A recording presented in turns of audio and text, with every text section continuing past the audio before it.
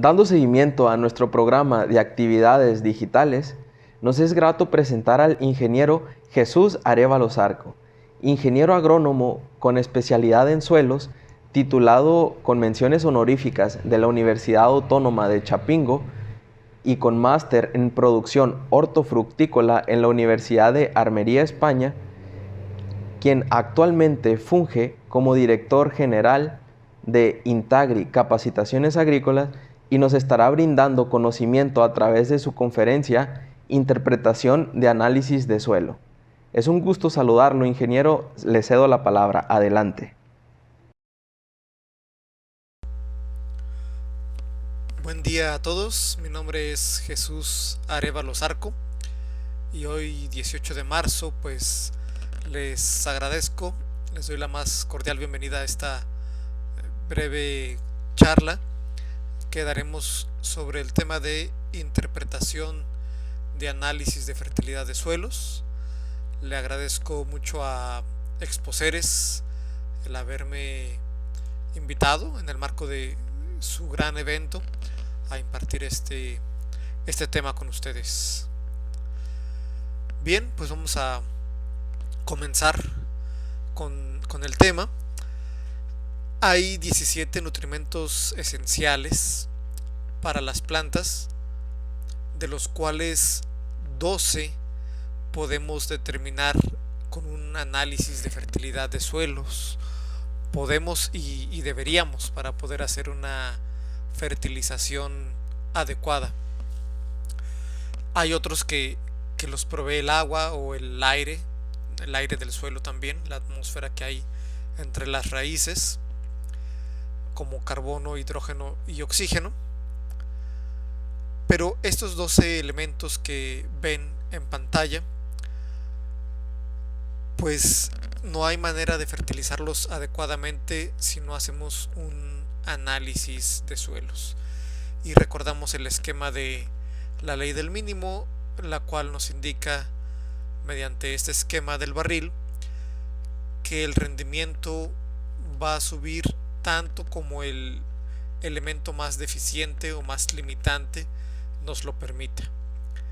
Aunque apliquemos una dosis excesiva de nitrógeno, por ejemplo, si estamos deficientes en calcio o en magnesio, el rendimiento ya no va a poder subir más. Hasta ese nivel se va a quedar.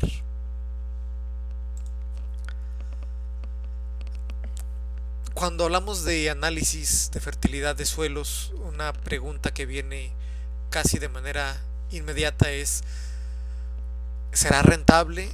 ¿Es un costo más que le voy a incluir a mi cultivo sin quizá ver resultados importantes?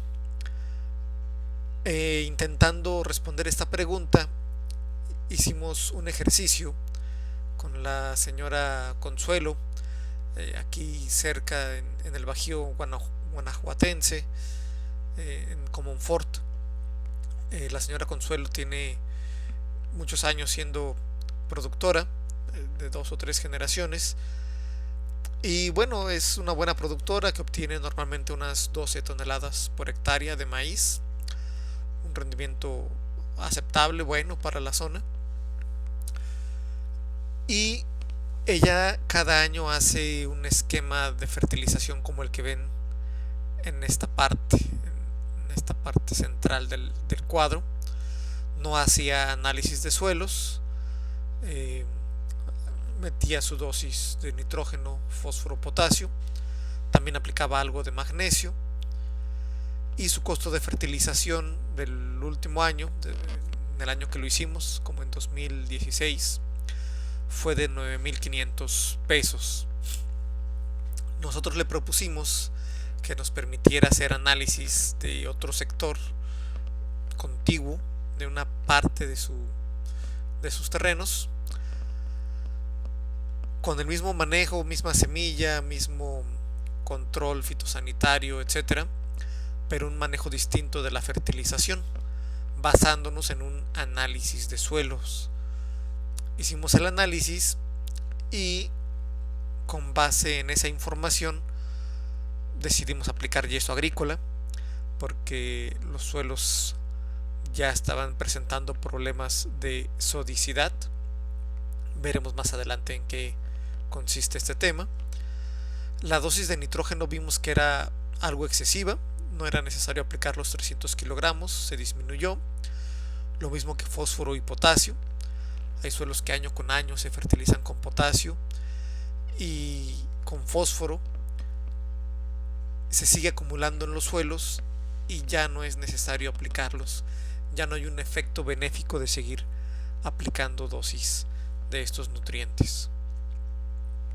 Algo muy importante que posiblemente fue de las principales propiedades que permitieron incrementar los rendimientos fue la adición de dos micronutrientes, en este caso zinc y boro, lo cual nos representó pues un incremento en el costo de fertilización, pero a final de cuentas el costo total disminuyó, ¿sí?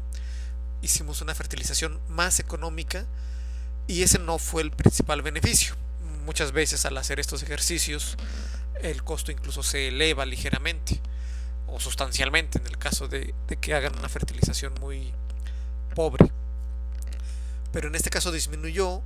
Sin embargo, el principal beneficio no está ahí, sino que incluso agregándole el precio del análisis y dividiéndolo entre las 10 hectáreas para las cuales nos sirvió el análisis, el rendimiento fue notablemente superior, cercana a las 16 toneladas por hectárea, solamente con ese cambio: aplicar yeso agrícola y aplicar estos dos micros que estaban siendo deficientes y no se habían dado cuenta porque no habían hecho análisis de suelo.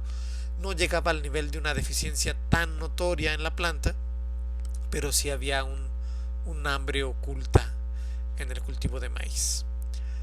Y con esto pues quiero dejar muy claro que el análisis definitivamente es algo rentable, redituable, que deberíamos hacer y que se hace todavía muy poco en México, porque además la fertilización es específica para cada lugar. Aquí vemos una imagen en la cual el mismo agricultor en su terreno tiene zonas muy distintas. Esta es una imagen sencilla de Google Maps en Zamora, Michoacán, y vean cómo incluso la coloración se ve muy distinta, los rendimientos son muy diferentes, el desarrollo de las plantas es diferente en cada una de las zonas de esta parcela, con lo cual hay que hacer un análisis para cada sector homogéneo. ¿Y cómo hacer este análisis? Bueno, un punto crítico, aunque sea cansado, ahí estaba ya sudando y hasta se ve medio molesto por tomar tantas submuestras, pero es necesario. Aunque llevemos a un buen laboratorio, aunque sepamos cómo interpretar un análisis, si el muestreo no lo hacemos con el detalle que se requiere, podemos tener una interpretación equivocada. Y por ello necesitamos hacer un análisis que venga de un muestreo adecuado, representativo. Y es lo que vamos a ver en las siguientes diapositivas, cómo hacer un muestreo, porque miren lo grave que puede ser. Hay determinaciones en laboratorio que utilizan solamente 1 gramo para la determinación. Con 1 gramo se hace la reacción química y determinar el contenido de algún nutriente. Y ese solo gramo está representando 30,000 toneladas de suelo, por decir un número. Es un porcentaje bajísimo, por lo cual, insisto, necesitamos hacer un muestreo representativo. ¿Cómo lo debemos hacer? El primer paso es separar el terreno en áreas homogéneas. No podemos hacer un muestreo de un rancho que tenga suelos profundos, suelos someros, suelos de un color, suelos con un manejo, y revolverlos. Necesitamos hacerlo por sectores homogéneos, sectores que tengan un historial similar, un cultivo similar durante varios años, para que ese manejo sea específico. Estos son algunos de los puntos que podemos tomar en cuenta para separar en lotes homogéneos. Y después hacemos un pequeño croquis. Este es un ejemplo en el cual el mismo rancho de un agricultor, pues en la zona occidente tiene un cultivo de alfalfa, una leguminosa que aporta nitrógeno, es un suelo oscuro, y del lado oriente, pues ahí ya aplicó yeso en un ciclo anterior, a diferencia del lado izquierdo. En la parte sur tiene un cultivo de maíz, es un suelo más profundo. El agricultor conoce sus suelos, entonces si ustedes están asesorando a alguien, que los acompañe y que le diga en dónde delimita cierto sector de su terreno para que puedan hacer la segmentación adecuada y no mezclar estos diferentes terrenos con diferente historial y diferente comportamiento para las plantas.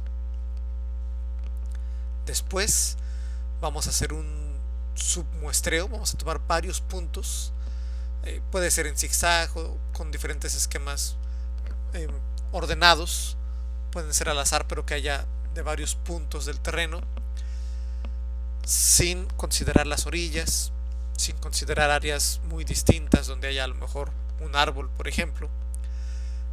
Y se deberá usar de preferencia una barrena, o si no, también lo podemos hacer con una pala recta, tomar una rebanada de los primeros 30 centímetros, que es la zona en donde hay la mayor actividad de raíces en la mayoría de cultivos. Aquí está una recomendación general de acuerdo a la superficie, el número de submuestras. Si arriba de 20 submuestras ya nos reduce bastante el cambio o la variabilidad por muestreo. No es una muestra para una hectárea. A veces me preguntan cuántos análisis por hectárea o por determinada superficie. No depende de la superficie, sino de la homogeneidad del terreno. Si es un terreno de 30 hectáreas, todo uniforme, que se ha manejado igual por los últimos 10-15 años, que ha tenido un manejo similar, que no hay una pendiente pronunciada, se puede hacer solo una muestra en el laboratorio para todo ese terreno, pero hay que tomar varias submuestras. Una vez que tenemos todas las submuestras, hay que ahora sí mezclarlas. Un procedimiento es el método del cuarteo. Se colocan en un costal o en un piso de cemento que esté limpio y se van fraccionando en 4 partes, y de cada una de esas 4 partes tomamos dos opuestas, las separamos, las volvemos a mezclar y repetimos el procedimiento hasta que de toda la cubeta que tomamos de submuestras nos quede únicamente aproximadamente 1 kilogramo de suelo, que es lo que vamos a mandar al laboratorio. Un punto crítico que a veces parece lógico, pero es más grave de lo que a veces pensamos, es la identificación de las muestras, la etiqueta, ponerles nombre, saber de qué sector, de qué rancho es cada muestra. A veces escribimos con alguna tinta en un papel, el suelo está húmedo, se borra la tinta. A veces confundimos las bolsas, mezclamos las etiquetas o etiquetamos todas con el nombre del productor y no le ponemos de qué parcela era. Y cuando nos llegan los resultados no sabemos a cuál corresponde. De hecho, en el laboratorio con el que trabajamos, con Fertilab, un 2% de los envíos de hace 2 años tuvieron que ser desechados porque no estaban identificados. No sabíamos de qué cliente eran, no sabíamos de qué productor había mandado esa muestra. Entonces, repito, sean muy cuidadosos con la identificación de cada muestra, usen doble bolsa y entre cada bolsa pongan la etiqueta, o pidan estas bolsas al laboratorio para que puedan escribir sobre ellas o pegarles la etiqueta que ya está diseñada para ese efecto. Esto es lo que les quiero comentar sobre el muestreo, pero si alguien quiere adentrarse más en el tema, con gusto puedo canalizar a través de Exposeres el manual digital de muestreo, donde no solo vienen los ejemplos para suelo, sino también para muestreo de planta, para los análisis foliares y para el muestreo de agua, que también es un punto muy importante. Ahora en esta pequeña charla solo nos enfocaremos al análisis de suelo. Ya tenemos una muestra adecuada, ya aprendimos a tomarla de manera general. Ahora hay que seleccionar el laboratorio adecuado. ¿Cómo elijo a qué laboratorio llevarlo? Bueno, pues aquí 6 puntos, 6 recomendaciones para elegir el laboratorio que les pueda dar un buen servicio de análisis. El primero es que tenga como norma la norma oficial mexicana 021 de Semarnat, donde vienen los métodos analíticos que se deben usar en México para determinar la disponibilidad de cada nutriente. Segundo, que tenga un sistema de gestión de calidad, una certificación ISO, que participe en programas de intercomparación con otros laboratorios. Hay varios programas donde los laboratorios se intercomparan para asegurar que los resultados sean precisos y que lo haga tanto nacional como internacionalmente. En este caso Fertilab lo hace con el NAP, en Holanda lo hace con Estados Unidos y aquí en México. Algo vital, a veces el agricultor no puede planear con tanto tiempo sus ciclos y los tiempos de entrega son vitales. Ya quieren sembrar y todavía no reciben el resultado y tienen que hacer la primera fertilización. Entonces revisen en cuántos días a partir de que llega la muestra al laboratorio se comprometen a entregar resultados. Que les indique por supuesto los métodos analíticos usados. Si no se los indica, no se puede interpretar adecuadamente. Necesitamos saber qué método usaron, porque hay variación entre métodos. Y bueno, finalmente que esté acreditado, que tenga certificaciones, lo mismo, tanto de México como internacionales de preferencia. Este es el formato de reporte de Fertilab. Quizá no lo alcancen a ver completo, pero lo vamos a ir desglosando paso a paso en las siguientes diapositivas. De manera general, en la parte de arriba está la identificación de la muestra. Aquí están las propiedades físicas, aquí la reacción del suelo, el pH y algunos mejoradores de suelo, los nutrientes en general y materia orgánica, macro y micros, y la relación que hay entre cationes intercambiables. Vamos a definir cada una de estas áreas del reporte para saber qué quieren decir y cómo las puedo usar. La fertilidad en los suelos puede ser física o es física, química y biológica. La fertilidad biológica tiene que ver con la cantidad de microorganismos que hay en el suelo, microorganismos benéficos. Se puede determinar con un análisis de salud del suelo, que también lo hace Fertilab, pero el análisis de fertilidad convencional está enfocado a las propiedades físicas y químicas, que son las que veremos a continuación. En cuanto a las propiedades físicas, son color, textura, estructura, conductividad hidráulica. Vamos a mencionar algunas de ellas. Son vitales, por ejemplo, para el manejo del riego. En todos los cultivos de riego necesitan saber su capacidad de campo, punto de marchitez permanente y punto de saturación para poder hacer un ajuste en los riegos que sea adecuado a cada suelo, que calibren adecuadamente los tensiómetros si es que los usan, o si usan el tanque vaporímetro o los datos de estaciones climatológicas, puedan adecuarlas con las condiciones del suelo, cuánta agua puede almacenar. La clase textural se puede determinar por boyucos para saber qué textura es, la densidad aparente y conductividad hidráulica. Vamos a profundizar solo un poco en lo que es textura y densidad aparente. La textura, para los que no estén tan familiarizados con el tema, se refiere a la proporción que hay en el suelo de arena, limo y arcilla, que son los tres principales tamaños de partículas que hay en el suelo. arena son las partículas más grandes, que si ustedes las frotan con sus dedos las van a escuchar cerca de la oreja. El limo es un punto intermedio entre la arcilla y la arena, es similar a la textura del talco o de la harina, así se sienten los limos. Y las partículas más interesantes son las más pequeñas y son las arcillas.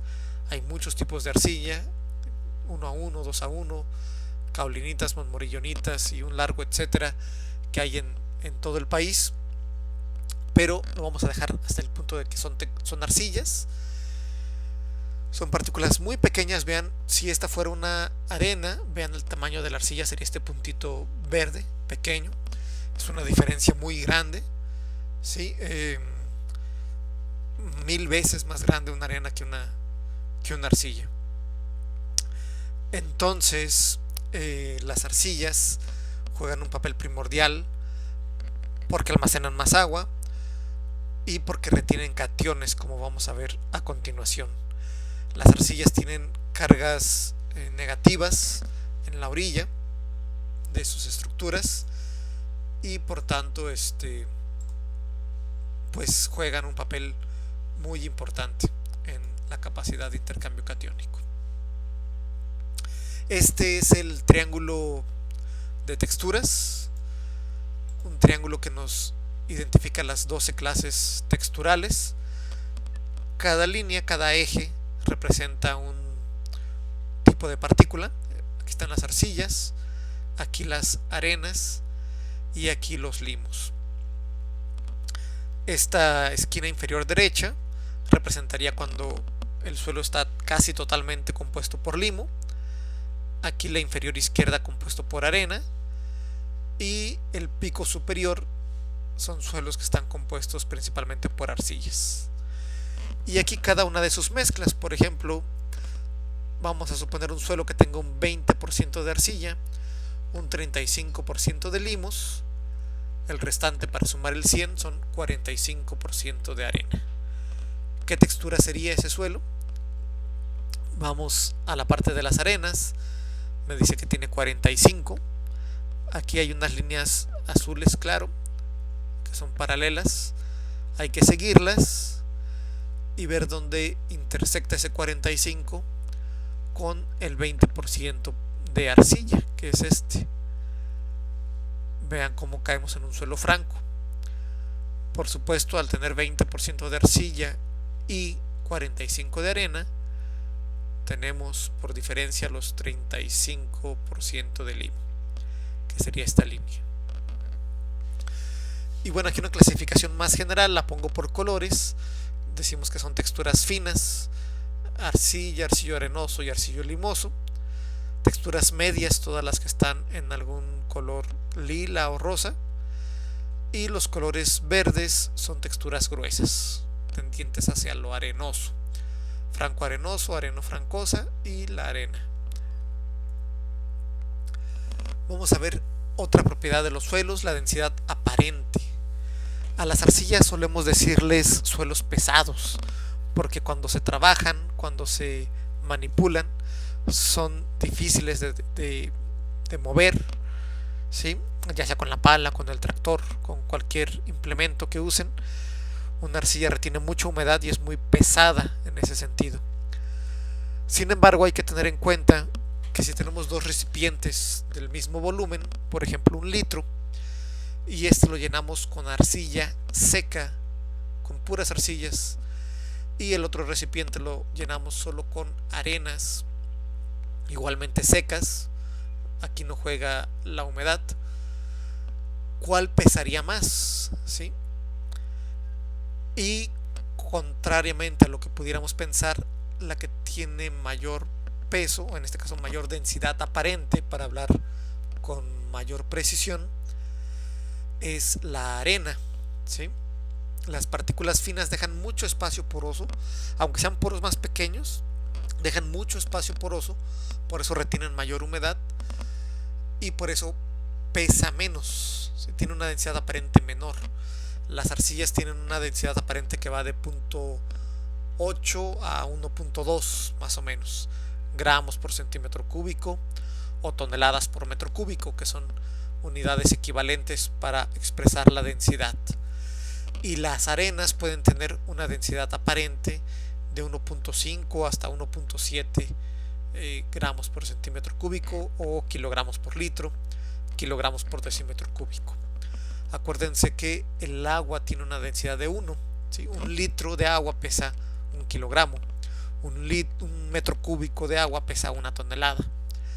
¿Sí? La arcilla tiene una densidad aparente similar, puede ser de 1, 1.1, 1.2, pero las arenas tienen densidades aparentes mucho mayores, 1.5 o 1.6. Y los suelos orgánicos con buena cantidad de arcillas tienen densidades menores, de 0.7, 0.8, densidades menores a 1, suelos con mucho contenido de materia orgánica. Aquí están esos datos, suelos orgánicos desde 0.5 a 0.8 gramos por centímetro cúbico. Siguiendo con el tema de fertilidad del reporte, ya vimos la parte de propiedades físicas y ahora vamos a ver el tema de los cationes. ¿Qué son los cationes? Todos los iones, los átomos o moléculas que tienen una carga positiva se les llama cationes. Los que juegan un papel primordial en el suelo y en la agricultura son los que ven en la diapositiva: calcio, magnesio, amonio, potasio, sodio, y en el caso de suelos ácidos, hidrógeno y aluminio. Por el contrario, los iones cargados negativamente se llaman aniones, y los principales son los que ven en la pantalla. Les decía que las arcillas y la materia orgánica son coloides del suelo que por su estructura tetraédrica o piramidal tienen en sus moléculas cargas negativas en toda la superficie. Las arcillas tienen una gran superficie específica por lo pequeñas que son, entonces hay mucha reacción con el medio edáfico, y todas estas cargas negativas que tienen a su alrededor, recuerden que los polos o cargas negativas se atraen, entonces estas cargas atraen cationes tan importantes para la nutrición vegetal como el calcio, el magnesio o el potasio. También otros cationes no tan deseables como el sodio, que también es un catión monovalente, igual que el potasio. Las arcillas no van a atraer a los aniones, como los nitratos, los sulfatos o los cloruros. Se pueden lixiviar, se pueden lavar en el suelo, porque las arcillas no los retienen, porque tienen carga negativa, entonces no hay atracción. Esa atracción de cationes hace que los cationes estén intercambiándose. Aquí vemos, si aquí hubiera un potasio, pueden intercambiarse por este magnesio o por un calcio, etcétera. Algunos entran y salen de esa área, se van a la solución del suelo, o la planta los absorbe y sirven como un almacén de nutrientes para las plantas. ¿Cómo analizamos estos cationes? Pues en el laboratorio se satura el suelo con otro catión, que en este caso es amonio, se usa acetato de amonio, se satura el suelo con amonio, y todo lo que lava, todos los demás cationes se analizan, ¿sí? Con una absorción atómica. Este es un equipo ya viejito, ahora hay unos mucho más modernos, pero es el proceso que se sigue para saber cuántos cationes había retenidos por ese suelo. Y los rangos de SIC, van a leer o escuchar mucho el término SIC, CIC, que significa capacidad de intercambio catiónico, pues van desde valores muy bajos para las arenas, valores de 5 o menores incluso. Un suelo franco con algo de arcillas puede tener 20 de SIC, se mide en centimoles de carga por kilogramo, o otras fuentes usan 1000 equivalentes por 100 gramos. Nuevamente las unidades son equivalentes. Un 1000 equivalente por 100 gramos es lo mismo que un centimol de carga por kilogramo cuando hablamos de SIC.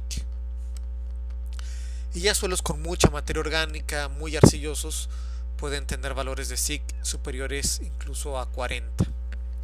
40 centimoles de carga por kilogramo. Aquí tenemos en el análisis, en el reporte, del lado derecho, la relación que hay entre cationes. ¿Sí? Del lado izquierdo nos determinan las partes por millón, o la concentración que hay de cada nutriente, incluyendo los cationes. Aquí está el calcio, magnesio, sodio y potasio. Están aquí los 4 juntos. Y algo muy importante a analizar es qué tanto de esa SIC que yo tengo disponible, de esa capacidad de intercambio catiónico, qué tanto está saturado por cada uno de los nutrientes. Y esto lo podemos ver en esta gráfica de la derecha. Vemos que el calcio ocupa el 55% en este suelo, el magnesio 22%, potasio 11% y sodio 10%. Vamos a ver cómo se calcula esto. Se usa el peso equivalente de cada elemento, de cada catión, y entonces las partes por millón se dividen entre ese factor y nos da, en este caso, 2500 de calcio entre 200 nos da 12.5. De magnesio teníamos 300 partes por millón. Como su peso equivalente es 12, lo vamos a dividir entre 120 para que corresponda con los 100 gramos y nos da 2.5. Cuando sumamos todos estos valores de miliequivalentes por 100 gramos, nos da la SIC, 12.5 más 2.5, etcétera. Nos va a dar la SIC y cada uno tendrá un porcentaje. El total de la SIC será el 100%. Entonces veremos cuánto de cada elemento satura cierto porcentaje de ese espacio intercambiable. Sin embargo, cuando hay suelos ácidos, el aluminio se empieza a desprender de la estructura de las arcillas y empieza a jugar un papel el aluminio y el hidrógeno, que también son cationes, tienen carga positiva, pero están en medios ácidos, sobre todo abajo de pHs de 5.5. El aluminio es tóxico para las plantas. Vean aquí cómo puede hacer una deformación en las raíces, y aquí un ejemplo que muestra cómo el crecimiento es raquítico cuando hay un exceso de aluminio en el suelo. A menor pH, o sea a mayor acidez, por ejemplo un pH de 4,5, tenemos mucho mayor cantidad de aluminio intercambiable. Arriba de un pH de 5,5 el aluminio es muy poco. Cuando entran en juego el aluminio y el hidrógeno, el porcentaje que saturan calcio, magnesio, sodio y potasio, que son cationes básicos, ya no va a ser del 100%. Falta considerar los cationes ácidos, es decir, el aluminio y el hidrógeno. Y entonces el porcentaje de saturación de bases más el porcentaje de acidez intercambiable me van a dar el 100%. Y aquí ya tenemos el esquema completo. Están los factores que les comentaba, 2500 entre 200. Aquí ya la suma me va a dar la SIC total, SIC y una T. La SIC total del suelo es de 20.5 centimoles de carga por kilogramo o miliequivalentes por 100 gramos. Esos 20.5 son el 100%. Y por regla de 3 saco el porcentaje de cada uno de los demás. ¿Para qué me sirve sacar el porcentaje? Pues para saber cómo está balanceado mi suelo en cuanto a los cationes. Si el sodio, por ejemplo, está arriba del 5%, ya empiezo a tener problemas de suelos sódicos que veremos a continuación. Si tengo más del 5% de aluminio intercambiable, también hay problemas ya de acidez. Y nos basamos en esta tabla para encontrar valores estándar, valores adecuados para los suelos, que serían los que están en el punto medio, ¿sí? Aquí es muy bajo, aquí es muy alto. Este es un punto medio en donde vemos que el calcio debe de estar entre 60 y 75%. Potasio juega entre 3 y el 4% de la saturación de bases. Magnesio entre el 11 y el 15%. Y si ven, el sodio debe estar abajo del 5. Aquí es bueno que esté por debajo. Entre más abajo esté, lo mismo que el aluminio, va a ser mejor para el cultivo. Vamos a relacionar este tema de acidez con la otra parte del reporte que nos indica el pH, ¿sí? Cuando el pH 1 a 2 es ácido, en este caso es un pH fuertemente ácido, el laboratorio debe hacer otra determinación que se llama pH buffer, que nos sirve para determinar la dosis de cal que se va a requerir. En este caso Fertilab ya arroja la dosis de cal agrícola, carbonato de calcio, para poder mejorar ese suelo, disminuirle la acidez, subir el pH. ¿Por qué es importante el pH? Porque cuando estamos en pHs muy ácidos, aparte de la toxicidad por aluminio, aunque hay elementos que funcionan muy bien, que están muy solubles, como el hierro, manganeso, cobre y zinc, hay otros elementos básicos como el calcio, magnesio, potasio, que a pHs ácidos no se van a absorber por la planta, lo mismo que el fósforo. Entonces debemos buscar un pH entre 6, 6,5, donde la mayoría de nutrientes tienen una asimilación bastante aceptable. Estoy hablando de manera general para la mayoría de cultivos. Porque si nos vamos también a un pH muy alcalino, suelos sódicos o suelos alcalinos, pues podemos tener deficiencias ahora de los micronutrientes metálicos que ya mencionábamos, o también de fósforo. Los suelos ácidos son estas arcillas que empiezan a desprender aluminios e hidrógenos, que ya veíamos que tienen perjuicios para los cultivos, y entonces hay que contrarrestar esa acidez. Para contrarrestar la acidez se usan carbonatos, ¿sí? Cuando tienen acidez estomacal, el carbonato o bicarbonato de sodio, de potasio, les ayuda a contrarrestar esa acidez, y eso es lo que hacemos en el suelo.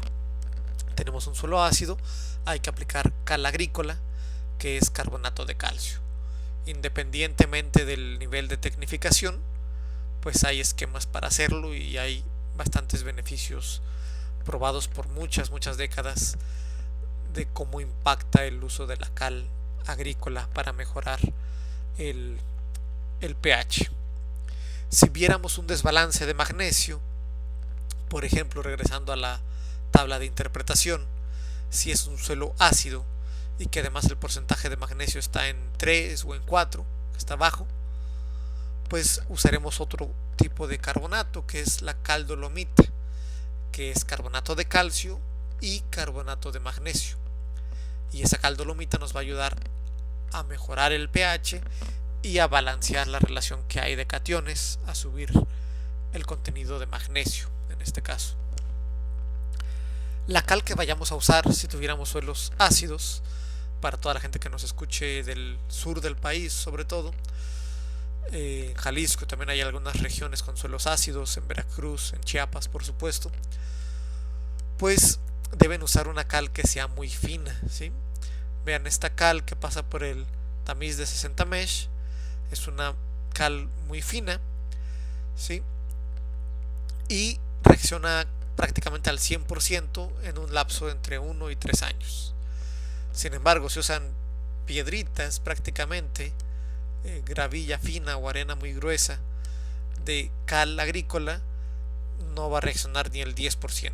Van a pasar 3 años y aunque haya lluvias, esa cal no va a reaccionar con el suelo y no van a mejorar las condiciones de pH.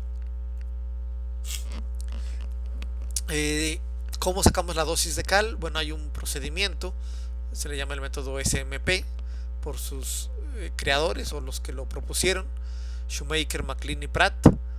Pratt fue un investigador, fue asesor del doctor Javier Castellanos en sus estudios también de suelos, y bueno, se ha hecho un factor de corrección considerando la SIC para determinar esa dosis de cal, que lo podemos obtener directamente en el laboratorio, ya les dan la dosis, o en Intagli tenemos ahí algunas hojas de cálculo o algunos ejercicios que vemos en los cursos que analizamos con mayor detenimiento cada uno de estos puntos. Este curso de fertilidad de suelos dura 16 horas y ahí vemos a detalle cada uno de los aspectos que hoy les voy a comentar de manera muy breve en el marco de exposeres. La acidez generalmente aumenta a medida que aumenta la profundidad del suelo, y la cal es muy poco soluble, por lo que no llega a estratos inferiores. Por eso es conveniente, además de la cal, aplicar yeso en suelos ácidos. El yeso no va a subir el pH, no va a mejorar esa condición de acidez per se, pero sí va a desplazar al aluminio y sí va a disminuir la toxicidad que representa el aluminio. Y aquí en este cuadro, esta investigación que hicieron Farina y Shannon ya hace varios años, demuestran cómo con el uso de yeso, que es la línea roja, en una profundidad de 30 centímetros hay mucho mayor crecimiento de raíces en un suelo ácido que en la línea azul, que es un suelo donde solamente aplicaron cal agrícola. Sí mejoró, sí hay una buena cantidad de raíces, pero después de 10 centímetros de profundidad, a donde la cal ya no llega, la cantidad de raíces disminuye porque no tiene las condiciones adecuadas. Esto es lo que pasa con el suelo. El yeso, el calcio desplaza al hidrógeno y al aluminio de la fracción intercambiable de las arcillas, y con ello disminuye la acidez o disminuye la toxicidad que representa el aluminio. Vamos a ver otro tema muy rápido, el tema de la salinidad. Depende de cada cultivo. Hay cultivos muy tolerantes a la salinidad, como la cebada, como la remolacha, el betabel, el espárrago. Y hay cultivos muy sensibles, como las rosas, el frijol o la fresa. Cultivos intermedios, como el tomate, que todavía a una conductividad de 4 decisiemens por metro pueden tener un rendimiento casi del 100% de su potencial. Cuando una fresa a una conductividad de 4 prácticamente ya no crece, ya no se puede cultivar. Considerando estos aspectos, vamos a mostrar esta tabla donde se muestran diferentes cultivos y su tolerancia a la salinidad. Con este valor, con este umbral, podemos determinar la dosis de lavado cuando tenemos un buen drenaje en el terreno y cuando tenemos agua de buena calidad que nos permite lavar esas sales. Aquí vemos un suelo que es salino, pero por condiciones artificiales, ¿sí? Exceso de fertilización. Aquí se ve un nivel muy alto en fósforo. 30 partes por millón de fósforo son suficientes, 30 a 35. Y aquí tenemos un suelo con casi 700 partes por millón, 10 veces más o 20 veces más de lo requerido. Incluso nitratos, que siempre se pierden, aquí están muy altos, zinc, etcétera. Entonces la salinidad del extracto está en casi 6.5 decisiemens por metro, un nivel salino bastante considerable. Arriba de 2 ya pudiéramos empezar a tener problemas de salinidad. Y una de las sales que más causan daño es el sodio. Hay otro problema con los suelos sódicos.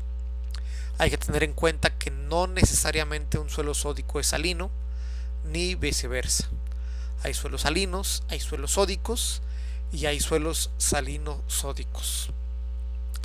Para considerar un suelo sódico, vamos a tener en cuenta el porcentaje de sodio intercambiable, el PCI, que ya vimos cómo interactúa con los demás cationes, y si está arriba del 5%, podemos considerar que va a haber problemas. Porque ¿qué hace el sodio?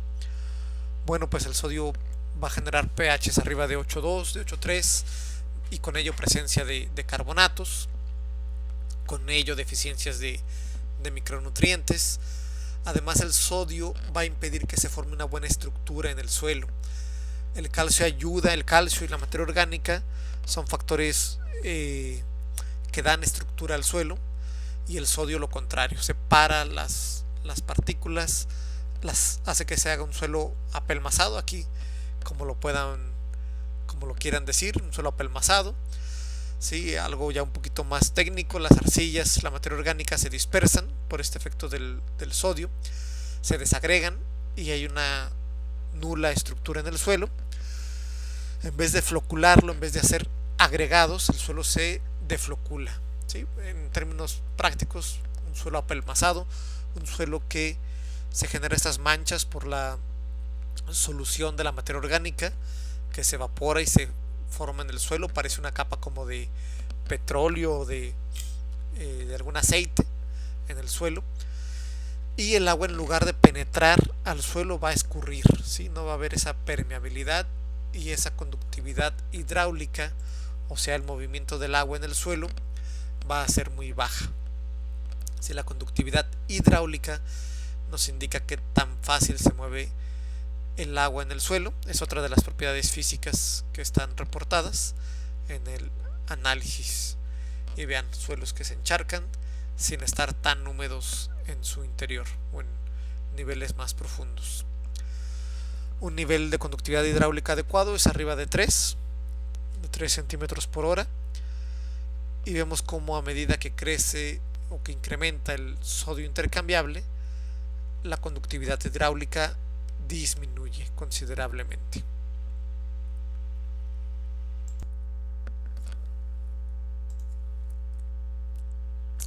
¿Qué se hace cuando tenemos estos suelos sódicos?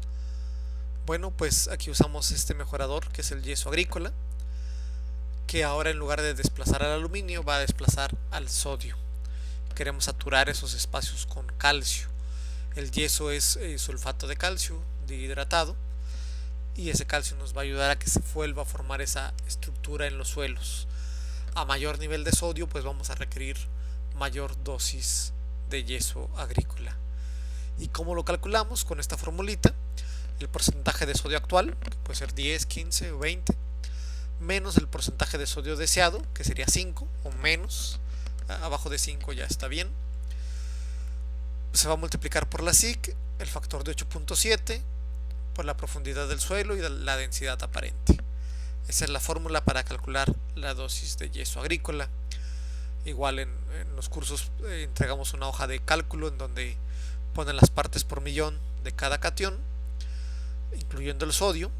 Se calcula automáticamente el PSI actual, y buscando un PSI de 5 nos da la dosis de yeso. En este caso son 2.6 toneladas de yeso lo que se requiere. Si aquí partimos de un PSI, de un porcentaje de sodio intercambiable de 8.2. Se puede aplicar yeso en pequeñas superficies. Aquí está el caso de un invernadero. Y este es un ejemplo de un suelo que es salino, porque tiene 15 decisiemens por metro en el extracto, y que también es sódico, porque tiene 43% de saturación. Es un suelo extremadamente sódico, ¿sí? Y también muy salino.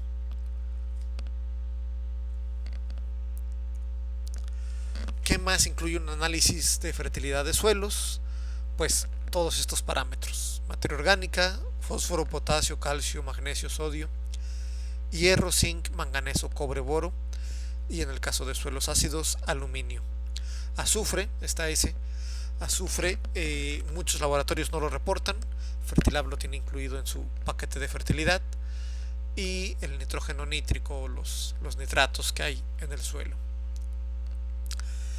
De la materia orgánica podemos hablar 2 o 3 horas. Tiene múltiples beneficios, tanto físicos, químicos como biológicos. Hablando de fertilidad química, pues este es el aporte nutrimental de un estiércol y de una gallinasa promedios. Estos son datos publicados por el doctor Javier. Y el nitrógeno Vamos a empezar a hablar de cada uno de los nutrientes de manera muy breve, mostrando algunas deficiencias, qué tan frecuente es verlo deficiente en los suelos de México y sus niveles de interpretación. Empezamos con nitrógeno. El nitrógeno forma parte de la clorofila, por ejemplo. Está un átomo de magnesio y en las esquinas hay 4 átomos de nitrógeno. Forma parte de todos los aminoácidos, entonces de las proteínas. Y bueno, la deficiencia se ve en las hojas más maduras, se ve una clorosis. El nitrógeno es móvil y por eso se ve en las hojas más viejas. Aquí hay banano, maíz, tomate, aguacate, pepino, cítricos, etc. Y el nitrógeno prácticamente podemos decir que siempre se va a requerir. En cada ciclo lo van a tener que aplicar. Aquí este histograma de frecuencias nos muestra cómo de 35,000 muestras que se analizaron en Fertilab en diferentes partes de México durante varios años, el 98% estaban por debajo de un nivel de 120 partes por millón, que lo consideramos ya un nivel suficiente.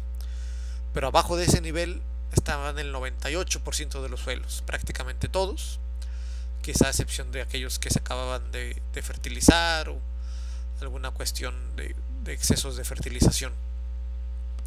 Pero lo normal es que el nitrógeno en el suelo se pierda. Vamos a ver por qué se pierde. Y vean cómo en orden de frecuencia con la que se requieren no necesariamente es NPK, nitrógeno, fósforo, potasio.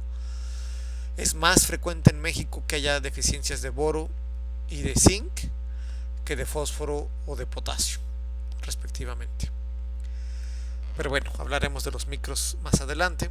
¿Por qué siempre vamos a ocupar nitrógeno? Porque aplicamos urea, sulfato de amonio, lo que sea, y ese nitrógeno no se va a quedar. Acuérdense que los nitratos son un anión, las arcillas no los retienen, se lixivian cuando hay mucha lluvia, se lavan, sobre todo en lugares con mucha lluvia, sobre todo en lugares con suelos arenosos. El amonio sí se retiene por las arcillas, es un catión NH4 con una carga positiva, pero incluso se puede fijar por las arcillas. Cuando no hay suficiente potasio u otros cationes, el amonio entra a las arcillas y ya no va a estar disponible. En suelos que se encharcan, que se inundan, ya sea por lluvias o riegos, se presenta el fenómeno de la desnitrificación, ¿sí? El NO3 se empieza a convertir en NO2, NO, ¿sí? En óxido nitroso, óxido nítrico, y se va a la atmósfera, se pierde. El amonio, fuentes amoniacales, el amoníaco, el fosfonitrato de amonio, incluso después de la descomposición de la urea, se puede volatilizar, la volatilización amoniacal. Entonces hay estos 5 principales procesos que se dan en el suelo que hacen que el nitrógeno después de un tiempo se pierda, por calor, por frío, por exceso de humedad o por poca humedad también se va a perder ese nitrógeno. Bueno, además de la inmovilización, cuando incorporamos residuos con alta relación carbono-nitrógeno, como pajas de maíz o de otros cereales, los microorganismos para descomponerlos, como es mucho carbono, ocuparán nitrógeno del suelo o del fertilizante y se va a ocupar más nitrógeno. Sin embargo, no porque siempre se vaya a requerir, vamos a hacer aplicaciones desmedidas. Hay varias consecuencias negativas de aplicar excesos de nitrógeno. Una es la toxicidad, sobre todo por amonio. Estamos tirando el dinero, los fertilizantes cada año cuestan más. Podemos generar un exceso de vigor, que no es lo que queremos en la mayoría de los casos, en todos los frutales y hortalizas, granos cuyo órgano de cosecha sea el fruto, pues no queremos tanto follaje, que lo podremos propiciar con excesos de nitrógeno. El gasto energético y la contaminación para generar fuentes nitrogenadas de fertilizantes es muy alto. El caso de los bebés azules, de la hipoglobulemia, en la cual pues un exceso de nitratos en algunas espinacas para las comidas de bebé, por ejemplo, pues da problemas a la salud. Si cosechamos un poquito más tarde y dejamos que la planta los metabolice, esos nitratos ya los va a convertir en, en nitrógeno orgánico. Y otro es la eutroficación, ¿sí? La contaminación de los mantos acuíferos. Se crecen demasiado el líquenes o algunas plantas acuáticas, impidiendo los rayos del sol, impidiendo la oxigenación para peces, anfibios y otros animales, ¿no? Entonces hay un desbalance en el ecosistema. Por ello necesitamos aprender a definir la dosis adecuada de nitrógeno, considerando lo que el cultivo demanda menos lo que el sistema aporta y afectado por una eficiencia. Desglosando la fórmula es bastante detallada. El curso para nitrógeno también dura cerca de 2 horas, 2 horas y media, porque vemos cómo definir la meta de rendimiento y la extracción de cada cultivo. Vemos 73 cultivos y lo que demandan de nitrógeno por cada tonelada cosechada. Vemos cómo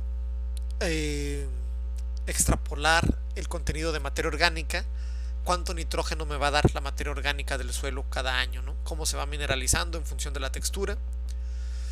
El nitrógeno inorgánico, el que me reporta el análisis de suelos, cómo lo puedo convertir de partes por millón a kilogramos por hectárea. En el caso del nitrógeno podemos hacer eso considerando la densidad aparente, considerando una profundidad de 30 centímetros, podemos saber cuánto nitrógeno hay disponible para las plantas. El cultivo anterior, si es una leguminosa, va a aportar nitrógeno, cuánto me aporta un frijol, una alfalfa, una soya, que es nitrógeno que ya no vamos a requerir. Por el contrario, si es un maíz o una cebada y yo incorporo esos rastrojos, voy a requerir más nitrógeno por el tema de la inmovilización por los microorganismos. El rastrojo me aporta muchos nutrientes, macro y micros, potasio, fósforo, etcétera, pero voy a requerir aumentar la dosis de nitrógeno para que se puedan descomponer adecuadamente esas pajas. Y finalmente el nitrógeno de las enmiendas orgánicas. Si yo aporto 10 o 20 toneladas de gallinaza o de composta, ¿cuánto estoy aportando realmente de nitrógeno? Que les adelanto así brevemente, una composta pues aporta muy poco nitrógeno. Tiene muchos beneficios físicos y también químicos, pero no nitrógeno. Aporta sobre todo otros nutrientes. Y este es un ejemplo ya resumido de la dosis de nitrógeno, cómo calcularla, con toda esta información, qué textura tenemos, qué porcentaje de materia orgánica tenemos, nitrógeno mineral, qué cultivos había, qué meta estoy llegando con el nuevo cultivo, si es que apliqué o no abonos orgánicos, una eficiencia que también es digna de mucho análisis en función de qué sistema de riego aplico, cuántas fertilizaciones hago, cómo lo fracciono. El pH y la conductividad hidráulica me van a permitir, junto con el análisis de suelos, sustituir en la fórmula todos los datos y obtener la dosis de nitrógeno. ¿Sí? Esto es para el caso particular de nitrógeno. Estas, a ver si me dicen ahí por el chat qué deficiencias son. Son deficiencias de calcio.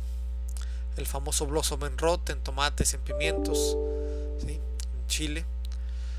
El calcio forma parte de la estructura del suelo, de las casas, de las personas y animales y de las plantas en la pared celular, ¿sí?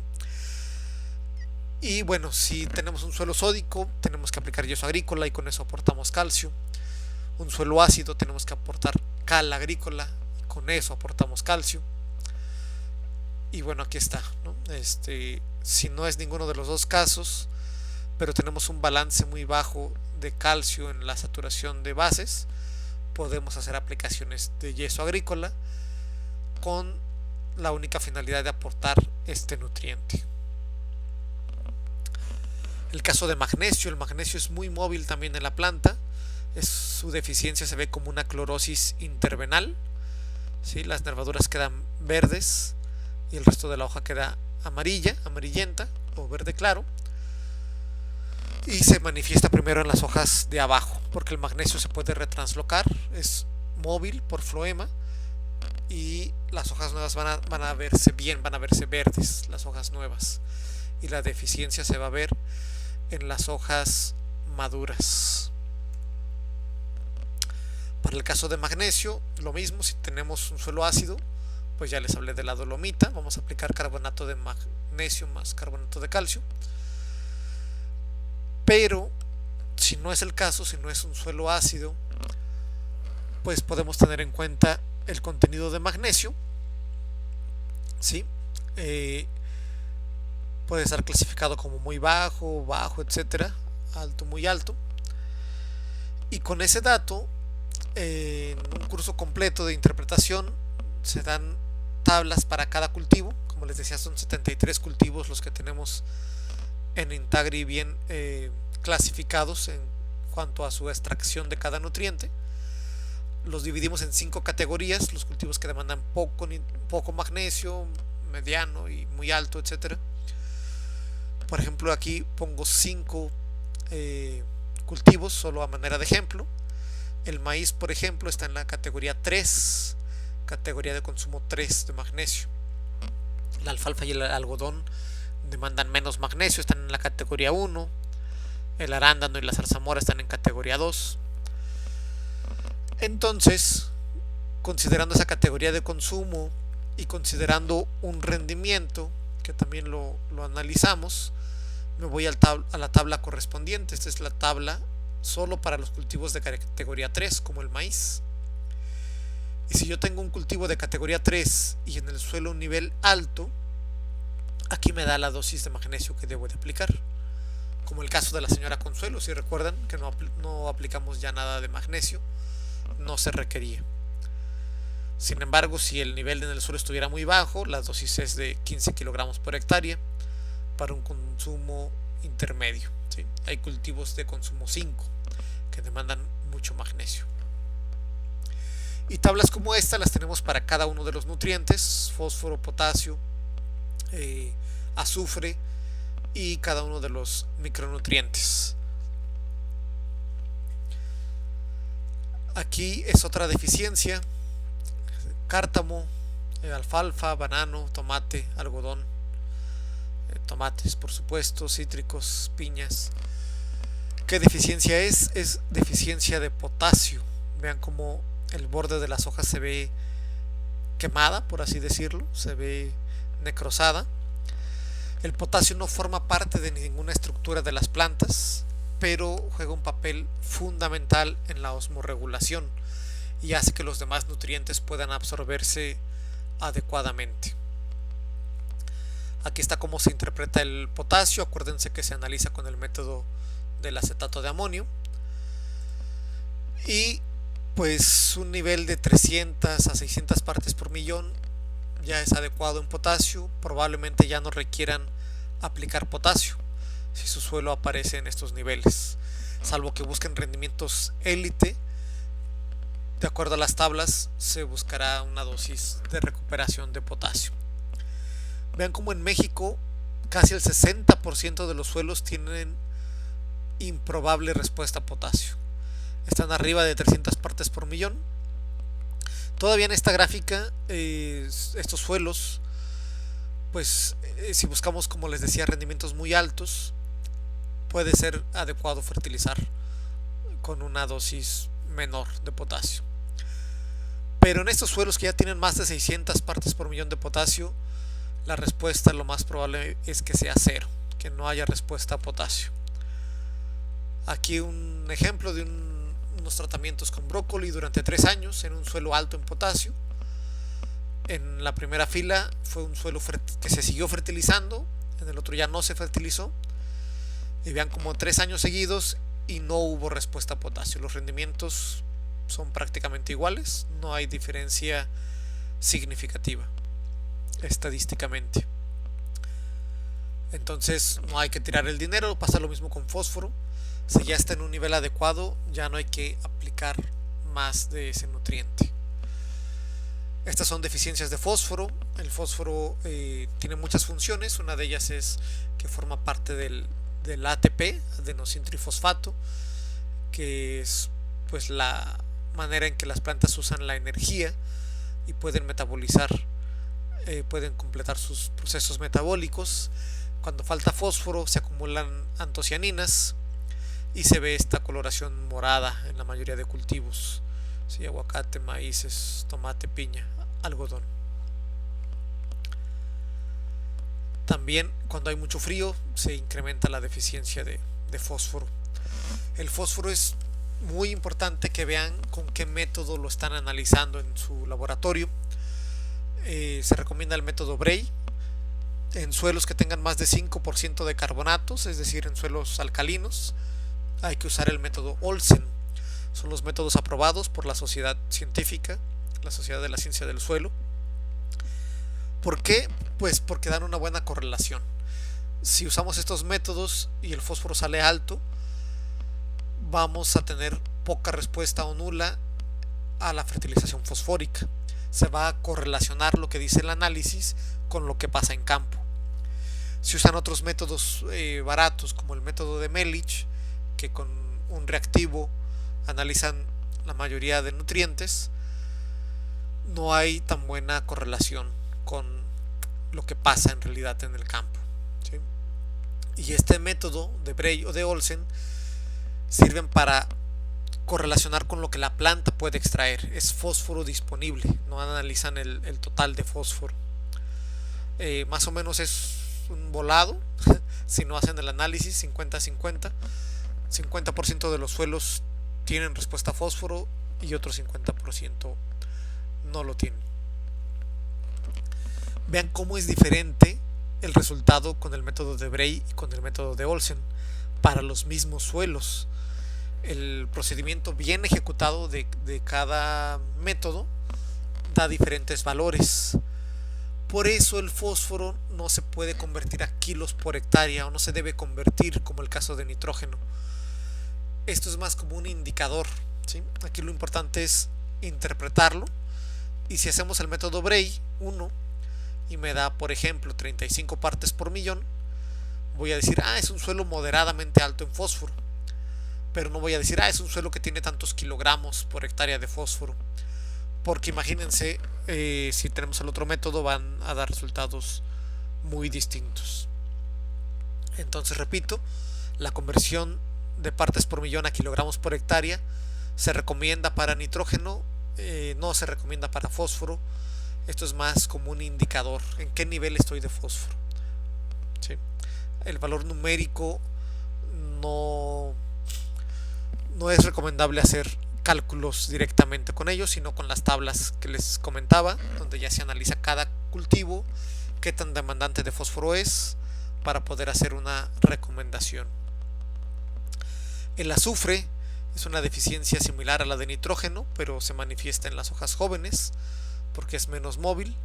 Es poco común una deficiencia de azufre porque hay fertilizantes que lo traen como anión acompañante, pero se llega a presentar y es un nutriente pues también fundamental. Forma parte de dos de los aminoácidos esenciales. Ayuda, por ejemplo, en la resistencia a algunos patógenos. Aquí vemos un ejemplo, es canola. Esto lo presentaron en Phytopathology, en esta revista científica, y una planta de canola bien abastecida con azufre, aunque tuvo la presencia de algunos hongos patógenos como Botrytis, Phytophthora, el daño fue mucho menor que una planta deficiente en azufre. Y esto pasa para casi todos los nutrientes. Hay un libro muy completo de la relación entre la nutrición y las enfermedades de Don Huber. Y pues para ponerlo claro, ¿no?, al perro flaco se le cargan más las pulgas. Si tenemos un cultivo bien nutrido, tendremos menos enfermedades. aquí está el hierro. El hierro está clorosis férrica tan famosa, hojas jóvenes, clorosis intervenal, solo la nervadura queda verde. Sí, aquí está frambuesa, estos son cítricos en Veracruz, un vivero que asesoraba, fresas, maíz, sorgo. Aquí esta no la tomé yo, esta es de Champagne, en Francia, famoso por suelos calcáreos y porque el viñedo sale con un sabor particular, ¿no? Dicen los que saben que son uvas con un sabor único para el vino, para la champaña. Y pues se ven estas deficiencias. Todos los campos tienen deficiencias de hierro porque son suelos calcáreos y le dan esas propiedades, ¿no? Si queremos tener una deficiencia de hierro, incrementamos carbonatos. En pHs alcalinos el hierro no se va a asimilar. Y si tenemos un suelo alcalino, aunque le apliquemos hierro, sulfato de hierro, va a ser difícil que se absorba bien por la planta. Por lo tanto necesitamos usar quelatos, ¿sí? Para que la planta crezca bien. El EDTA es un buen quelato que todavía funciona bien a pHs de 6 o de 7. El EDDHA es mucho más estable, pero también es más costoso. Vean como a pHs de 8 o de 9 sigue siendo estable. El hierro pues es un nutriente esencial para las plantas. Aquí está la interpretación, ya arriba de 9 partes por millón. Los micros, a excepción del boro, pues se determinan por el método de TPA. Esta se parece mucho, pero alrededor de la avena todavía está una sección un poquito más amplia con una coloración verde, sobre todo cuando no es tan severa la deficiencia. Es manganeso, ¿sí? Este es un maíz aquí en Cortázar para semilla, donde se ponen líneas de macho y luego 3, 4 o 5 surcos de maíz hembra que se va a polinizar. Y aquí esta línea de maíz macho era muy susceptible a la deficiencia de manganeso. Los niveles para interpretar manganeso en el suelo. Esta es zinc. El cultivo en roseta, el arrosetamiento es típico de una deficiencia de zinc, ¿sí? Hojas blanquecinas también en muchos cultivos. Y es muy probable que haya deficiencias de zinc en los suelos de México, ¿sí? Hay muchos suelos que les falta zinc y por no aplicar unos cuantos kilogramos de zinc estamos perdiendo rendimiento. Aplican más nitrógeno, más fósforo, aplican a lo mejor hasta bioestimulantes, otras cosas foliares, pero si no tiene un abastecimiento de zinc, la planta no va a subir su rendimiento, ¿sí? Tengan eso en cuenta. Zinc y boro suelen ser deficientes en los suelos de México. Y el zinc también tiene muchas funciones, predecesor del triptofano, de hormonas que ayudan al crecimiento. Luego, además es un nutriente para los humanos. Está el tema de biofortificación de hierro y zinc, frijoles, trigo enriquecidos con hierro o zinc para nutrir mejor a la población. Estos son los niveles para interpretarlo, ahí lo tienen en pantalla. Y el boro, que nos pega donde más nos duele a los agricultores. Los frutos, ¿sí? Una de las funciones del boro, también tiene muchas, pero una de ellas ayuda al crecimiento del tubo polínico. Y si hay una deficiencia de boro, pues no va a haber una buena fecundación del ovario. Entonces tendremos mazorcas con poco llenado de grano, vainas vanas o poco llenas, papayas, aguacates, fresas deformes, racimos de uvas raquíticos, etc. Y el boro es frecuentemente deficiente en los suelos, y aprovecho el tema de boro para mostrarles esta curva del abastecimiento nutrimental que no la habíamos comentado. En esta zona es la zona de las deficiencias visibles. Luego hay una región en donde hay una deficiencia nutrimental, pero que no es perceptible a la vista, solo con un análisis foliar nos podemos dar cuenta que hay un hambre oculta. Y luego llegamos a un rango adecuado. Aquí podemos llegar al 100% del rendimiento. Si seguimos fertilizando, si seguimos incrementando el contenido nutrimental, pues vamos a estar tirando dinero, pero ya no sube el rendimiento, llega hasta el 100%. Pero si pasamos cierto límite, empieza a disminuir el rendimiento, se acaba ese consumo de lujo y empieza la toxicidad. Y entonces es un grave problema. Y el caso del boro o del cobre como micronutrientes, esta zona que es prácticamente horizontal es muy corta en el caso del boro. Y después de llegar al rango adecuado, rápidamente baja. Aquí vemos dos fotos de toxicidad por boro. Aguas con alto contenido de boro han generado grandes problemas en la agricultura, que solo se resuelve con plantas de ósmosis inversa cuando el nivel es muy alto. Por lo tanto, también analicen su agua para saber si tienen problemas con boro. Aquí están los niveles de interpretación. Este se analiza el método de agua caliente. El cobre, que también es un catión metálico, como el zinc, como el hierro, el manganeso. Es también muy raro que haya una deficiencia de cobre, con tanto bactericida y fungicida que se suele aplicar a base de cobre. Además, las dosis requeridas son muy bajas, pero es un nutriente esencial y que si no está presente puede haber una deficiencia importante como las que vemos en pantalla.